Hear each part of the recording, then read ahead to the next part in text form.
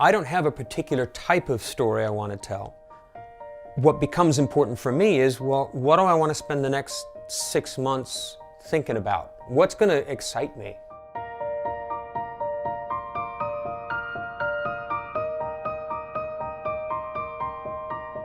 When I first finished college, I had studied to be an actor, and I actually feel sometimes like I'm a better actor in my head, working out characters, improvising what they might say to one another, finding the story on the page, than I ever was on stage. Understanding what comes out of an actor's mouth and how an actor thinks when they sit down to perform something is key to what I'm doing.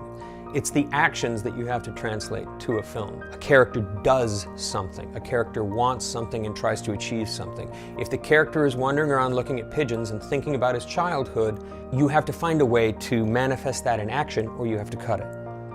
In adapting a book and originals, there is a similar process. I take Post-it notes of different colors and I write quick ideas on them of what scenes might be in the film. Anna first comes in here. Yes. And so if that's the beginning point, we say, Anna wants the drawings back. Yes. That's easy. Yeah.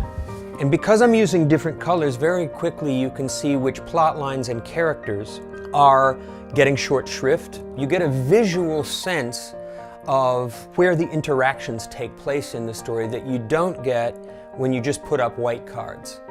This may be a foreshadowing thing earlier, I don't know exactly. I want to pull that out of here because I think it leads to that mistaken flight where the guy gets killed. It definitely does. Luke has been my assistant for over a year now. I taught a class at Emerson and he was one of my best students, and so I have him help me with outlining books and reading material that's coming in and giving me feedback on my own drafts. That's been tremendously helpful. I learned a long time ago that I need at least the illusion of structure in my writing life to alleviate the stress that comes from days where it's not working. Because when I'm done at the end of the day, I do my best to be with my family, watch bad TV, have a glass of wine, not worry about anything. And if you don't have a writing time, you're always writing. And at the end of the day, I only got 2 pages. Well, that's what I could do today. I think the biggest problem with writer's block is a fear of inadequacy, that the result will not match your aspirations. I have a routine that I call yelling at the paper, where if I can't figure out what I'm doing, I just start kind of stream of conscious, complaining about that. I can't get through this section, I don't know how to do it, because every time I try to do it, this character, I don't know where that person should go, and that's because, it's because that person shouldn't be in the scene.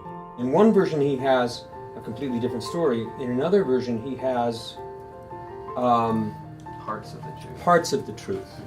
I would like to see his journey evolve into something unexpected. Yes, definitely. What makes a writer is the ability to write a scene 5 different ways without making it a personal attack if someone asks you to do so. If someone says, try the scene, this way, you can try it in the full knowledge that you'll have learned more about the characters, and if it is not better, everyone will know. The longer I've gone at this, the more I've come to believe that the rewriting is what really makes a good script. I think a lot of people could be much more creative than they realized if they were willing to believe in themselves and wanted to put in the hours to get it done. You become aware of the gap between the accomplishment of someone who's experienced and your own ability, and you tell yourself, well, I can't do it, rather than saying, well, I have to keep doing it until I become that good. I have found over the years that I'm telling many of the same kinds of stories and gravitating to the same kinds of stories over and over again.